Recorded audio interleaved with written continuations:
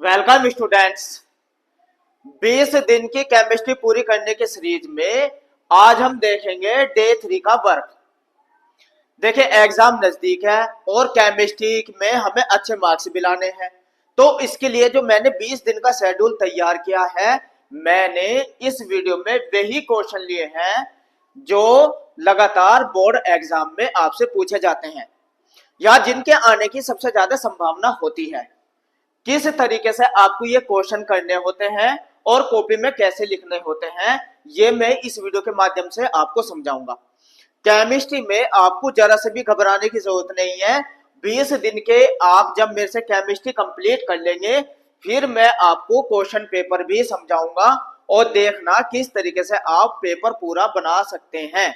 Answer तुरंत आप कर सकते हैं कॉपी में। उसके लिए मैं डे बाय डे हर एक चैप्टर को 2 दिन में विभाजित किया हुआ है।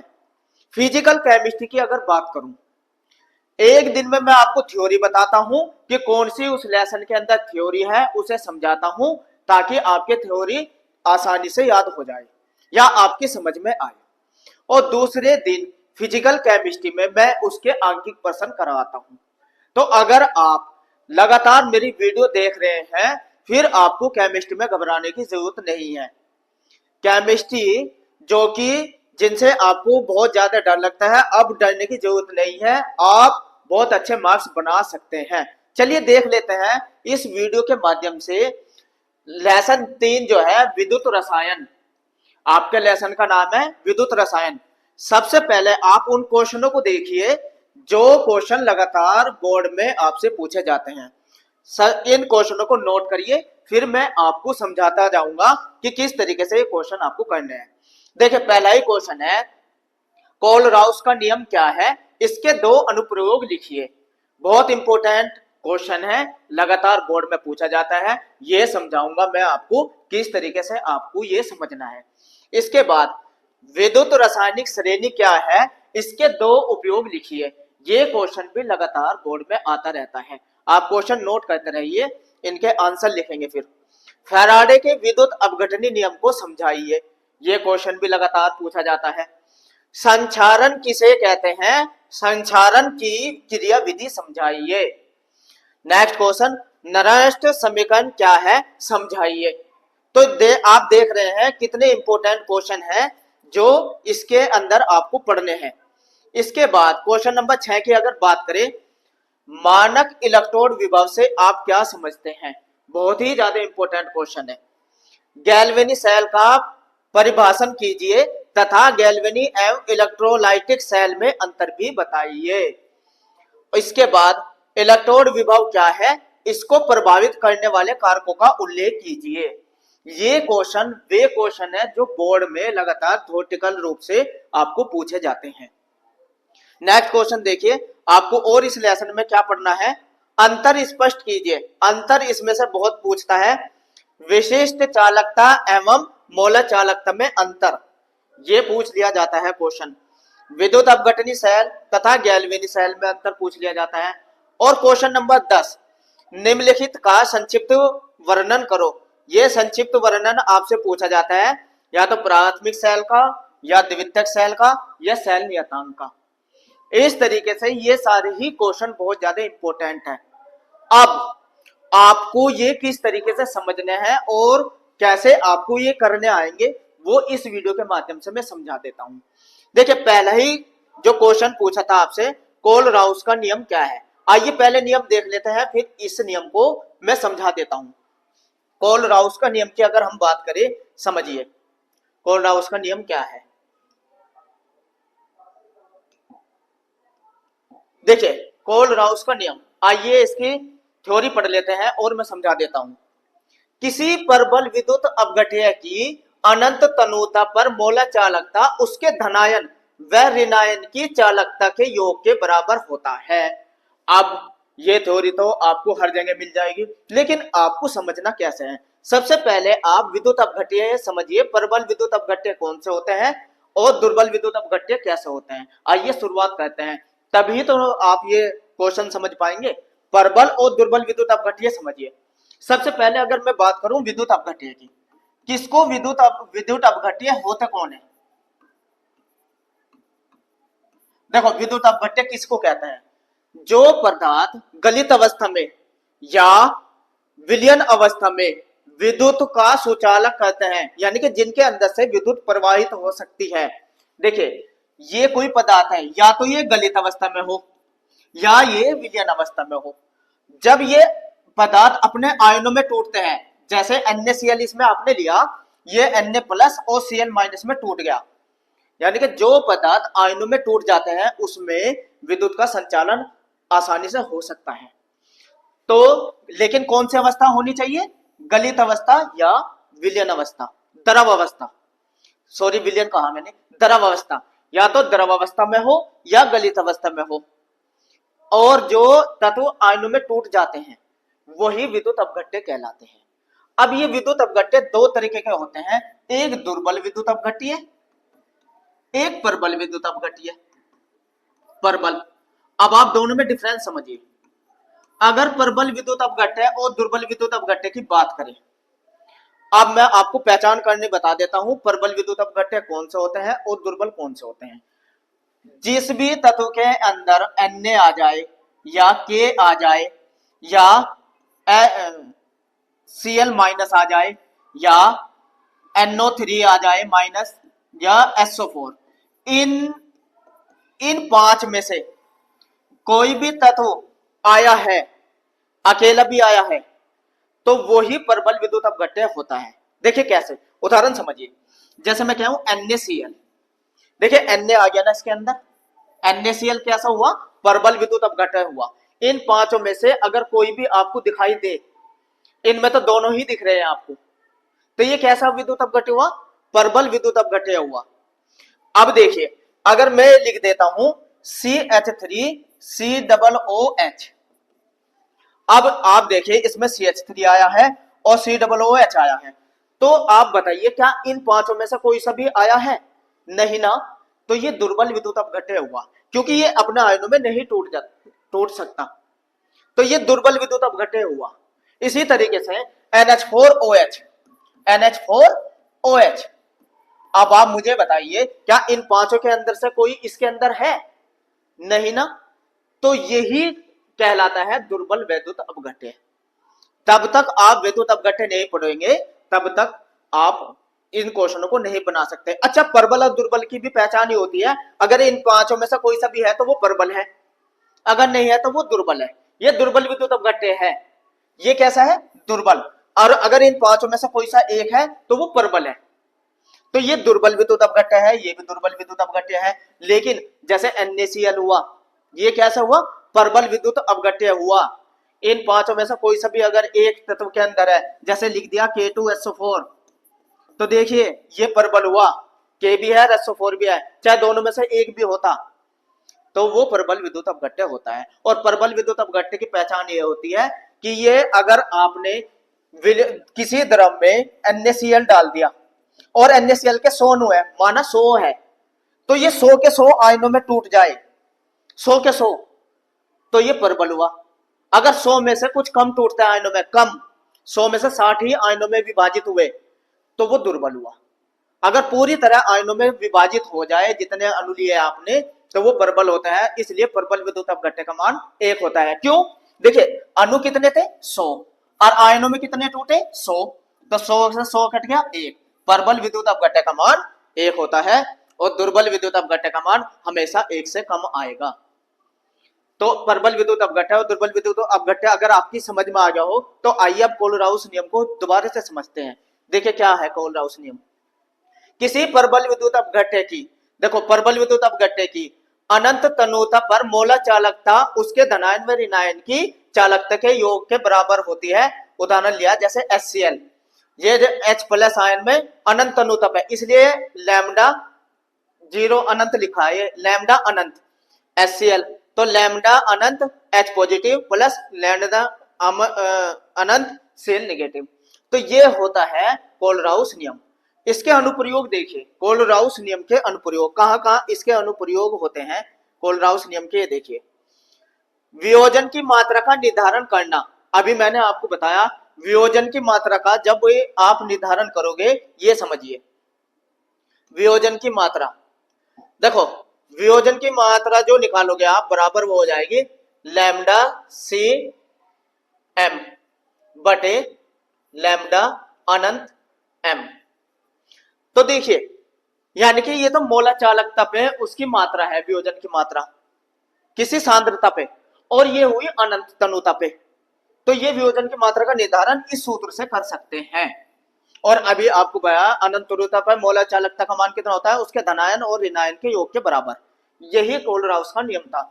नंबर 2, वियोजन स्थिरांक का निर्धारण कर सकते हैं इस फार्मूले के द्वारा भी, और दुर्बल वैद्युत अपघट्टों की मोला चालकता का निर्धारण भी इसी से किया जाता है। दुर्बल वैद्युत अपघट्य की मोला चालकता का निर्धारण भी इसी से किया जाता है। यह हुआ कोलराउस का नियम। इसके बाद क्वेश्चन नंबर 2 देखिए। क्वेश्चन नंबर 2, विद्युत रासायनिक श्रेणी किसे कहते हैं। देखो उसमें जो विद्युत रासायनिक श्रेणी आएगी आप वो भी लिख सकते हैं, लेकिन मैं विद्युत रासायनिक श्रेणी बनाना आपको सिखा देता हूं। देखिए क्या कहा है, विद्युत रासायनिक श्रेणी, आप इसके लिए एक फार्मूला याद रखिए। देखो लेना का भाई, एक वो बता देता हूं, कार नहीं मांगता और मैं जानता नहीं SN PB FE को, और नीचे H2 आके H2 आ जाएगा, और फिर आ जाएगा चापा, यहां लिख देता हूं CHAPA चापा, यानी कि AU HG AG PT AU। तो इससे ऊपर होता है H, ये 0। इनका जो मानक अपचयन विभव होता है वो होता है प्लस में प्लस में प्लस में प्लस में, समझा रहा हूं, उत्तर लिखवाऊंगा आपको, और ये माइनस में होता है, इनका मान माइनस में होता है। अब ये सारणी कैसे आपको याद रखनी है वो समझिए। इसे तो आप लिख सकते हैं ऐसे, लेना का भाई कार नहीं मांगता और मैं जानता नहीं SN PB FE को। इस फार्मूले से आप ये सारणी बना सकते हैं। देखो लेना का भाई कार नहीं मांगता और मैं जानता नहीं SN PB FE को, और H के बाद नीचे आप याद कर सकते हैं इसे चापा, चापा यानी कि CHAPA। इसके क्वेश्चन विद्युत रासायनिक श्रेणी से क्वेश्चन बहुविकल्प में भी बहुत ज्यादा पूछे जाते हैं। अगर किसी बहुविकल्प में एक धातु Cu दे दी और 3 दे दी NaKAl, देखिए ये जो तीनों की तीनों धातु है ऊपर से है और ये चापा में से है, तो इसका मतलब उत्तर यही रहेगा। अगर 3 नीचे की दी है चापा से तो ऊपर वाला एक अकेली सिंगल दिया तो वो उत्तर रहेगा। देखिए कैसे करते हैं इसका क्वेश्चन, ये सारणी पहले आप समझिए। ये विद्युत रासायनिक संयुति, इसकी डेफिनेशन, धातुओं को मानक अपचयन विभव के बढ़ते क्रम में रखने पर, ये सारी क्या है धातुओं को मानक अपचयन विभव बढ़ता है नीचे से, क्योंकि ऊपर माइनस होता है नीचे प्लस होता है। तो धातुओं को मानक अपचयन विभव के बढ़ते क्रम में रखने पर जो श्रेणी प्राप्त होती है उसे विद्युत रासायनिक श्रेणी कहते हैं।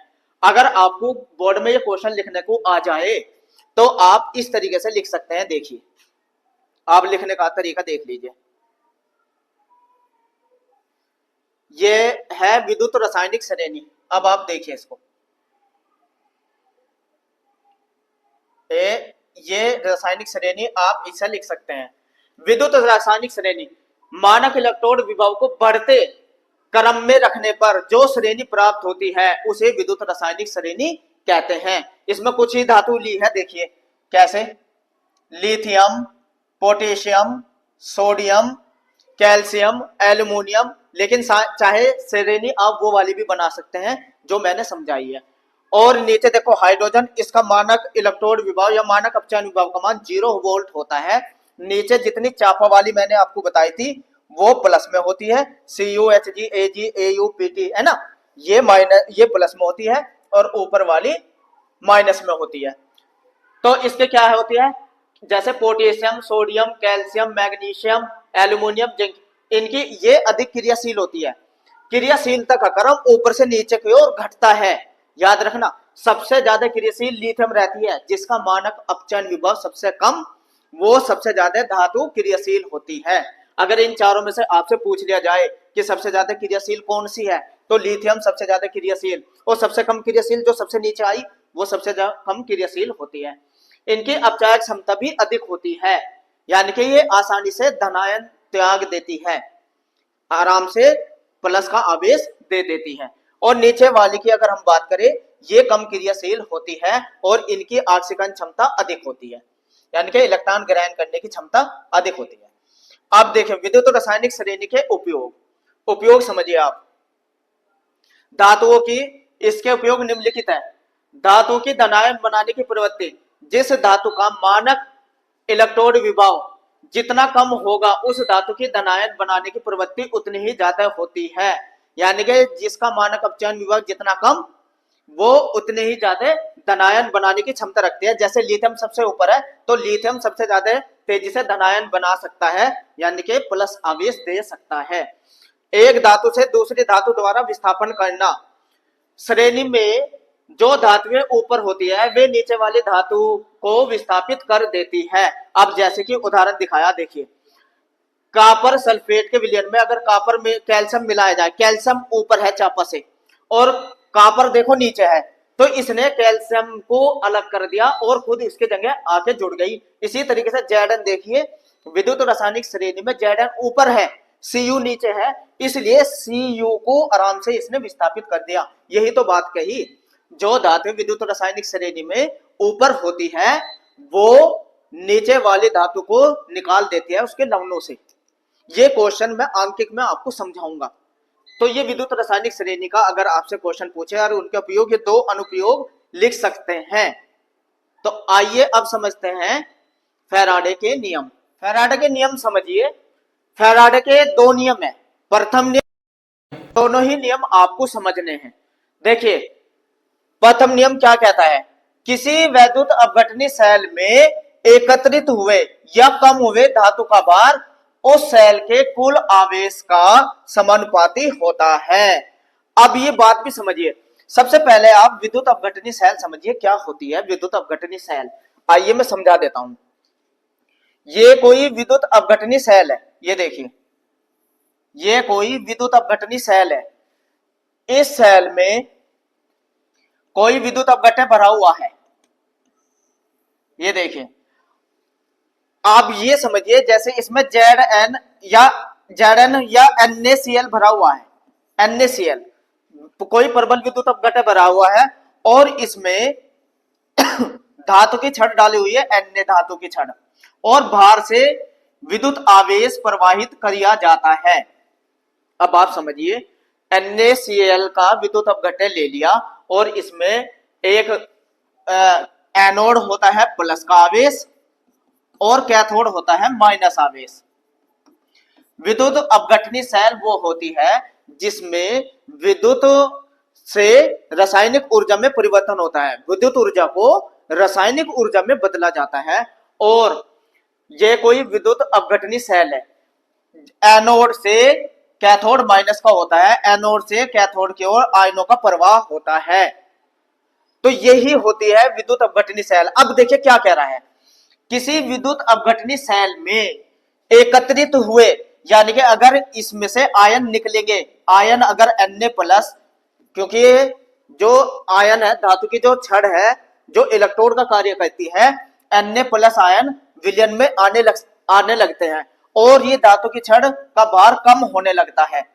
तो ये जो भार कम हो रहा और दूसरी धातु पे जमा होने लगता है, इसका भार बढ़ने लगता है। तो इसीलिए लिखा जो आयन एकत्रित हुए या कम हुए धातु का भार, जो धातु का भार कम हुआ या ज्यादा हुआ, सेल के कुल आवेश का समानुपाती होता है। यानी कि जितने ये सेल में आयन आए उसके समानुपाती होता है। तो हम इसे प्रदर्शित करते हैं W समानुपाती Q से। Q माने आवेश और W माने भार। तो ये समानुपाती Q बराबर आपको पता है, Q बराबर होता है IT। Q बराबर IT, I विद्युत धारा, T समय।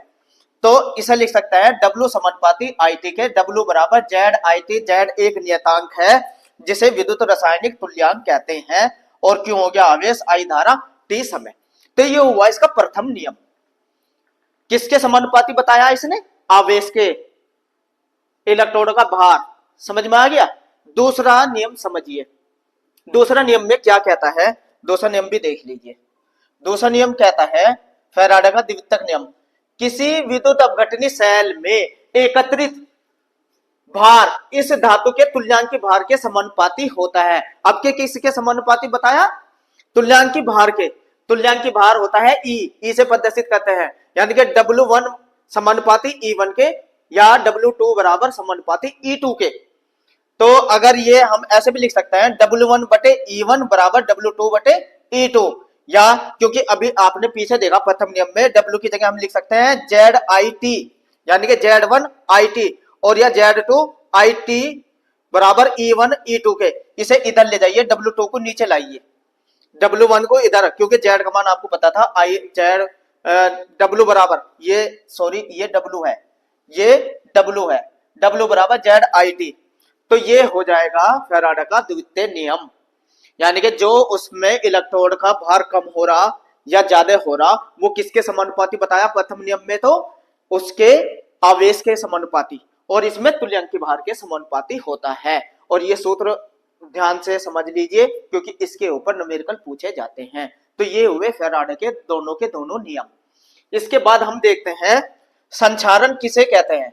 संचारण विधि समझिए, संचारण किसे कहते हैं। देखिए संचारण, कोई धातु पे जंग लगना, उदाहरण समझना, धातु पे जंग लगना, धातु पे नमी या जल वाष्प या ऑक्सीजन के द्वारा जो उस पे जंग लग जाता है वही संचारण होता है। देखिए आप डेफिनेशन समझिए, डेफिनेशन को देखिए, ये देखिए संचारण किसे कहते हैं, आप देख समझिए।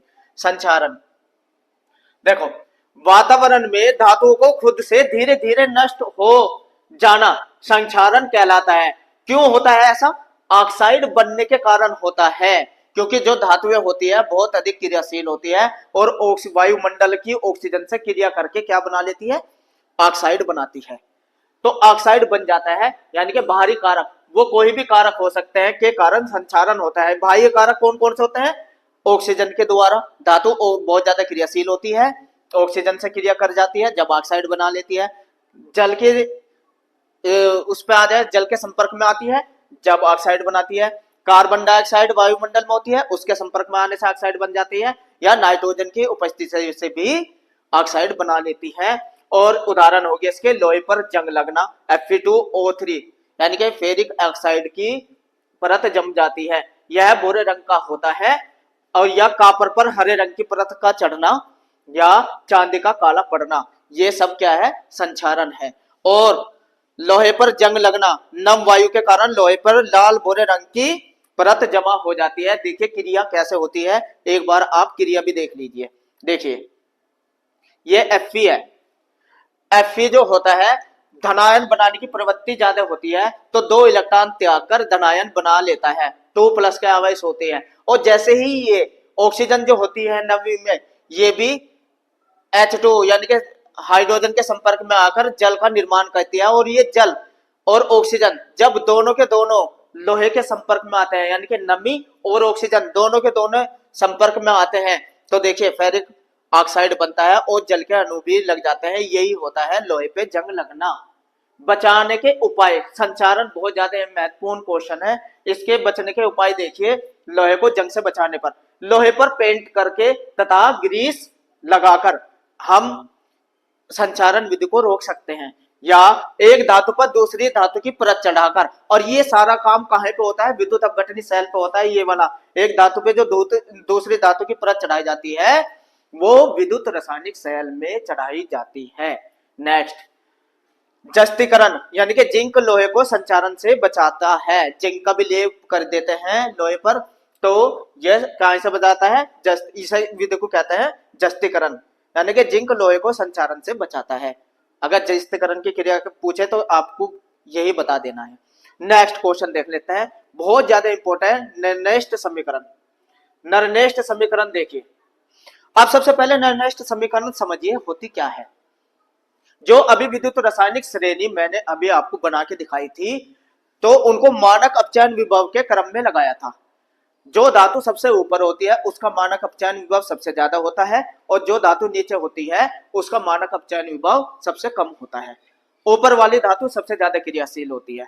तो जिन धातुओं का मानक अपचयन विभव का मान हम विद्युत रासायनिक श्रेणी से प्राप्त नहीं कर सकते, उन धातुओं का मानक अपचयन विभव ननष्ट समीकरण से निकाल सकते हैं। फिर से समझिए, ननष्ट समीकरण का उपयोग कब किया जाता है? जिन धातुओं का मानक अपचयन विभव का मान हम विद्युत रासायनिक श्रेणी से ज्ञात नहीं कर सकते, ननष्ट समीकरण से ज्ञात कर सकते हैं, वो ही क्या कहलाती है? ननष्ट समीकरण कहलाती है। और ये समीकरण कौन सी होती है? ये समीकरण भी देखिए, ये है ननष्ट समीकरण। ई सेल बराबर E naught cell minus R T upon N F log anode plus cathode, ये समीकरण होती है। इस समीकरण में मान रखकर आप किसी भी धातु का मानक अपचयन विभव या मानक विद्युत वाहक बल भी निकाल सकते हैं। ई बराबर होता है विद्युत वाहक बल, ये मानक विद्युत वाहक बल। ई जीरो जो या ई नोट जो है, ये मानक इलेक्ट्रोड विभव होता है। ये मानक क्या होता है? आप मानक भी समझिए, जब भी तो समझ में आएगा ना।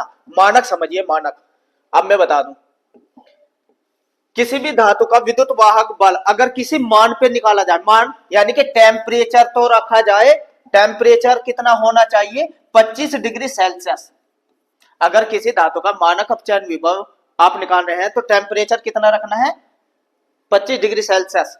और दाब पी होना चाहिए, एक वायुमंडलीय दाब होना चाहिए, एक वायुमंडलीय दाब।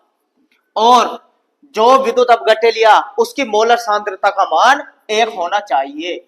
तो जब ये तीनों कंडीशन रहती है उसे ही कहते हैं मानक इलेक्ट्रोड या मानक स्थिति। जब टेम्परेचर कितना हो? 25 डिग्री सेल्सियस। केल्विन में निकालेंगे तो इसमें आप 273 जोड़ के लिख सकते हैं। और दाब कितना होना चाहिए? एक वायुमंडलीय। और विद्युत अपघट्य का मान कितना होना चाहिए? 1। तो तब इस स्थिति को हम मानक कहते हैं। लेकिन अब देखिए, आर का मान अगर न्यूमेरिकल में दिया है तो ठीक है, नहीं तो 8.314 अपने पास से रख सकते हैं। जब न्यूमेरिकल में आप इसका मान लगाएंगे तो मान आपको यही रखना है। इसके नेक्स्ट वाली वीडियो में जब मैं न्यूमेरिकल समझाऊंगा तो इस समीकरण का प्रयोग करके आप निकाल सकते हैं। तापमान टेम्परेचर 298 केल्विन, 298, ठीक है ना, यानी कि 25 डिग्री सेल्सियस। 273 जोड़ोगे तो यही आएगा। और एन जो होती है इलेक्ट्रॉनों की संख्या, जो आप इसमें विद्युत अपघट्य प्रयोग कर रहे हैं उसमें कितने इलेक्ट्रॉन निकल रहे हैं, प्रवाहित हो रहे हैं, ये उनकी संख्या होती है। ये न्यूमेरिकल में निकालना मैं बताऊंगा। और एफ का मान 96,500 फैराडे होता है। तो डायरेक्ट आप इस समीकरण को जब इसमें ये मान पुटअप कर देंगे, ये वाले मान इसमें पुटअप कर देंगे तो समीकरण इस फॉर्म में आ जाएगी। तो ये भी ननष्ट समीकरण होती है। इस फार्मूले को डायरेक्ट लगाकर आप सेल का विद्युत वाहक बल निकाल सकते हैं। यही ननष्ट समीकरण होती है। और उपयोगिता, सेल का विद्युत विभव ज्ञात करने के लिए इसका उपयोग किया जाता है। कब? जिन धातुओं का मानक अपचयन विभव आप निकाल नहीं सकते, विभव इलेक्ट्रोड विभव नहीं निकाल सकते, तो ननष्ट समीकरण का उपयोग करके निकाल सकते हैं। तो यही कहलाती है ननष्ट समीकरण। बहुत ज्यादा महत्वपूर्ण है, इसको जरा ध्यान से समझिए। नेक्स्ट क्वेश्चन देख लेते हैं। नेक्स्ट क्वेश्चन पूछा है मानक इलेक्ट्रोड विभव, वही आ गया। देखिए अभी मैं बता रहा था मानक इलेक्ट्रोड विभव, देखिए डेफिनेशन पढ़ के देखिए, वही तो है 25 डिग्री सेल्सियस। अभी मैंने बताया था कि कितना करना है? 25 डिग्री सेल्सियस। देखिए 25 डिग्री सेल्सियस ताप पर जब किसी धातु को उसके किसी लवण के 1 मोलर विलयन लेना है में डाला जाता है, तो विलयन में धातु और धातु आयनों, जो धातु डाली है आपने, इलेक्ट्रोड जो लिया है और उसके आयनों के मध्य विभवांतर उत्पन्न हो जाता है। यानी कि जो इलेक्ट्रोड है, जो आपने विद्युत अपघट्य में जो 2 इलेक्ट्रोड डाले हैं उनके विभव का अंतर, लेकिन धारा प्रवाहित होनी चाहिए। तो इनके विभव का जो अंतर होता है उसी की बात कर रहे हैं। उत्पन्न विभवांतर को उस धातु का मानक इलेक्ट्रोड विभव कहते हैं। और इसे E0 से, जहां भी ये E0 दिखाई दे तो समझ ले मानक की बात हो रही है। टेम्परेचर कितना? 25 डिग्री सेल्सियस। मोलर चालकता कितनी? एक, मोलर विलयन कितना होना चाहिए, एक, और वायु दाब भी एक वायुमंडलीय होना चाहिए। तो इस ही मानक को मानक इलेक्ट्रोड विभव कहा जाता है। तो ये भी आपकी समझ में अच्छे से आया होगा। नेक्स्ट क्वेश्चन, इसकी छोटी छोटी डेफिनेशन पूछी जाती है। चालकत्व किसे कहते हैं, आइए चालकत्व की डेफिनेशन भी देख लेते हैं। चालकत्व ये रहा,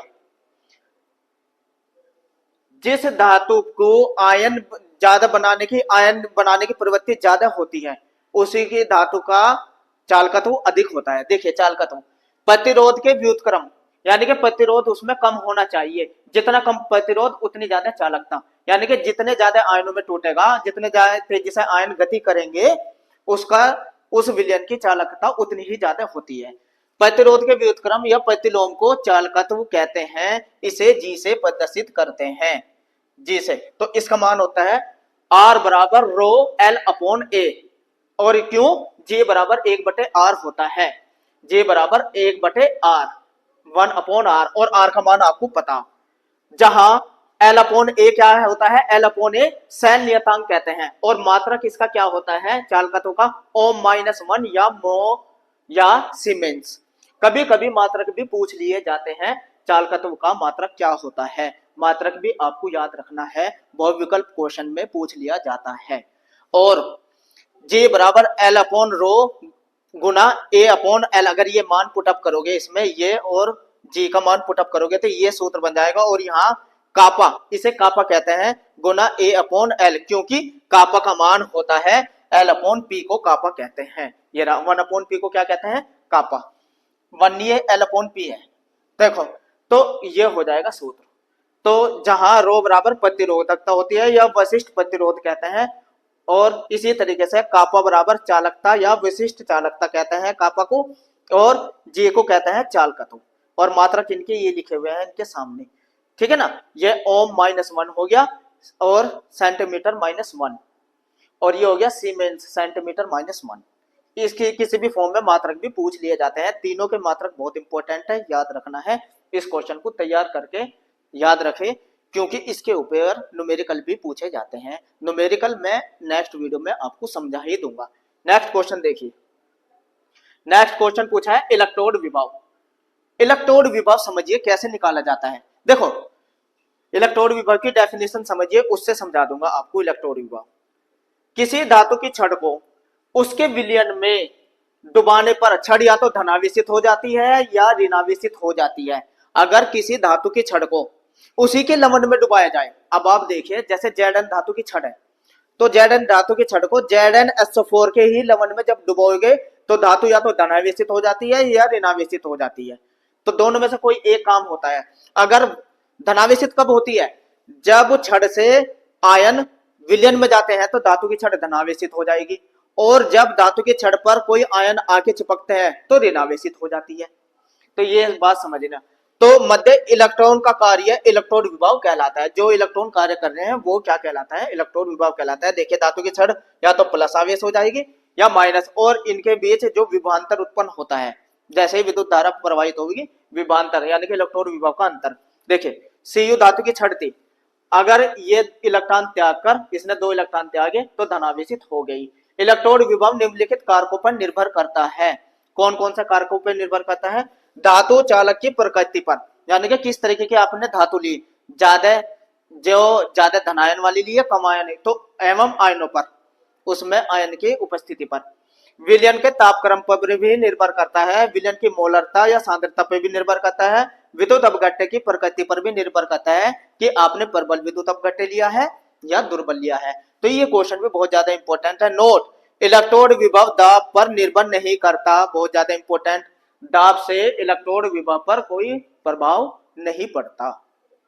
नेक्स्ट क्वेश्चन देखिए, विशिष्ट चालकता और मोलर चालकता में अंतर। ये क्वेश्चन लगातार बोर्ड में पूछा जाता है, दोनों में अंतर देखिए आप, दोनों में अंतर ये रहा। अब विशिष्ट चालकता और मोलरता में अंतर। नंबर 1, विशिष्ट प्रतिरोध के व्युत्क्रम को विशिष्ट चालकता कहते हैं। अगर डेफिनेशन भी पूछी जाए विशिष्ट चालकता किसे कहते हैं, तो ये डेफिनेशन भी लिख सकते हैं आप। या मोलर चालकता किसे कहते हैं, किसी विद्युत अपघट्य के 1 ग्राम मोल को घोलने पर प्राप्त विलयन की चालकता को उस विलयन की मोलर चालकता कहते हैं। तो ये मोलर चालकता को आप इसमें से नोट करके आप लिख के आ सकते हैं। देखिए ये वाला, तो आप इसे आराम से क्वेश्चन को करके आ सकते हैं। अब देखिए समझिए, ये देखिए ठीक है। इसके बाद ये क्वेश्चन आपको कर लेना है। नेक्स्ट क्वेश्चन देखिए, विद्युत अपघटनी और गैल्वेनिक सेल में अंतर देखिए। विद्युत ऊर्जा को रासायनिक ऊर्जा में बदलते हैं। विद्युत अपघटनी सेल ऐसी होती है जिसमें विद्युत ऊर्जा को रासायनिक ऊर्जा में बदला जाता है, लेकिन गैल्वेनिक सेल अपोजिट होती है, रासायनिक ऊर्जा को विद्युत ऊर्जा में बदला जाता है।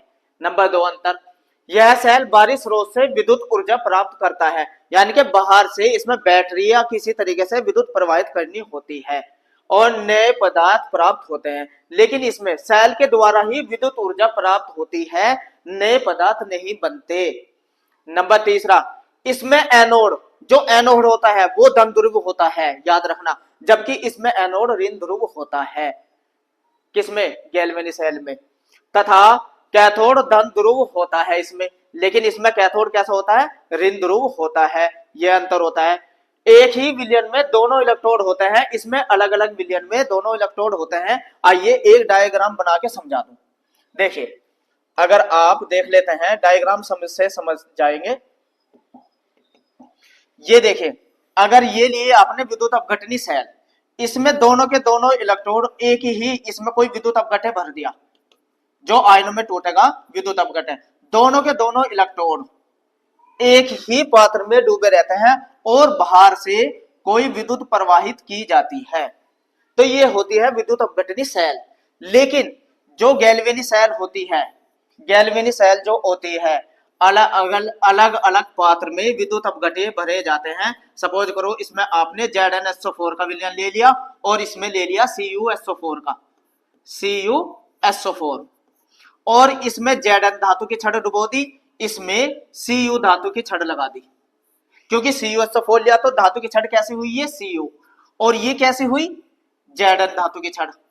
जिस भी धातु का विद्युत अपघटन भरेंगे उसी धातु की आपको छड़ लेनी होती है, और जब इनको एक तार द्वारा जोड़ा जाता है और परिपथ को पूर्ण करने के लिए एक सेतु लवण भी इसमें लगाया जाता है, ताकि आयनों का प्रवाह होता रहे, आयनों का प्रवाह होता रहे। और ये जो इसमें जो एनोड होता है, ये एनोड, ये प्लस होता है और कैथोड इसमें माइनस होता है।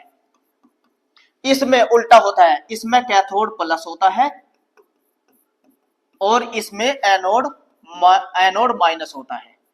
तो ये हुई विद्युत, यानी कि ये तो हुई विद्युत अपघटनी सेल, विद्युत अपघटनी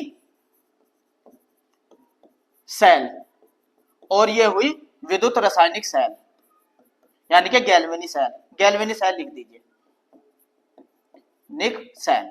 तो देखो दोनों अलग अलग पात्र में है, दोनों में एनोड और कैथोड में अलग अलग है, और दोनों इलेक्ट्रोड इसमें एक ही, इसमें विद्युत ऊर्जा को रासायनिक ऊर्जा में बदलता है, इसमें रासायनिक को विद्युत में बदला जाता है। दोनों में यह अंतर होता है। तो अब आपके अंतर भी समझ में आ गया होगा, दोनों सेल का डायग्राम आपके सामने है। अब देखिए नेक्स्ट क्वेश्चन, नेक्स्ट क्वेश्चन समझिए, प्राथमिक सेल किसे कहते हैं? देखो ये वे सेल जिन्हें पुनः चार्ज नहीं किया जा सकता, एक बार प्रयोग कर ली और फिर दोबारा चार्ज नहीं हो सकती, प्राथमिक सेल कहते हैं। और ये कौन से होते हैं? जैसे शुष्क सेल। देखो ये एक प्राथमिक सेल का उदाहरण है, शुष्क सेल। पीतल की इसमें टोपी लगी हुई है और इसमें ये कैथोड का काम करते हैं ग्रेफाइट की छड़। पीतल की टोपी हो गई और अंदर ये ग्रेफाइट की छड़ हो गई, जो कि क्या का काम करती है? कैथोड का। और इसके ये जो बाहर वाले हैं अमोनियम क्लोराइड और जिंक क्लोराइड का विलयन भरा रहता है, और इसके अंदर मैग्नीज डाइऑक्साइड और कार्बन का चूर्ण होता है, और ये मलमल की थैली से इसे विभाजित किया रहता है, दोनों ही अपघटन को। और आवरण जो होता है, जस्त का आवरण, जो एनोड का काम करता है। जस्त का आवरण क्या का काम करता है? एनोड का। तो ये एक प्राथमिक सेल है। अगर आपसे पूछा जाए प्राथमिक सेल जिसको चार्ज नहीं किया जा सकता, एक बार प्रयोग कर ली तो फिर वो बेकार है, तो यह होती है प्राथमिक सेल। अब देखिए द्वितीयक सेल। द्वितीयक सेल, द्वितीयक सेल किसे कहते हैं ये समझिए।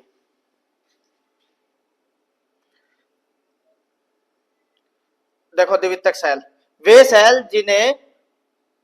सेल जिन्हें पुनः चार्ज किया जा सकता है, उसका अपोजिट द्वितीयक सेल कहते हैं। जैसे शीशा संचायक भी एक द्वितीयक सेल है जिसका प्रयोग स्वचालित वाहनों में किया जा सकता है, यानी कि जो वाहन हम चलाते हैं ना उनमें यही द्वितीयक सेल का प्रयोग किया जाता है। और संचायक सेल व्यापारिक सेल का उदाहरण है। रासायनिक अभिक्रिया कैसी होती है उसमें, जब बैटरी का कार्य होता है, देखिए एनोड पर जो Pb प्लस SO4, तो PbSO4 बनता है और 2 इलेक्ट्रॉन निकलते हैं। इसी तरीके से कैथोड पर PbO2 और PbO2 plus 4H plus SO42, इस तरीके से PbSO4 बनता है और जल बनता है। ये विद्युत अपघट्य में कार्य करते रहते हैं। और जब दोनों सेल को एक साथ जोड़ के लिखेंगे तो PbO पूरी की पूरी रिएक्शन होती है। तो वीडियो अच्छी लगी है तो लाइक करिए, कमेंट्स करिए और सब्सक्राइब भी कर दीजिए। मिलते हैं इसके न्यूमेरिकल वाले पोर्शन में डे 4 के साथ। तो मेरे साथ जुड़े रहने के लिए थैंक्स।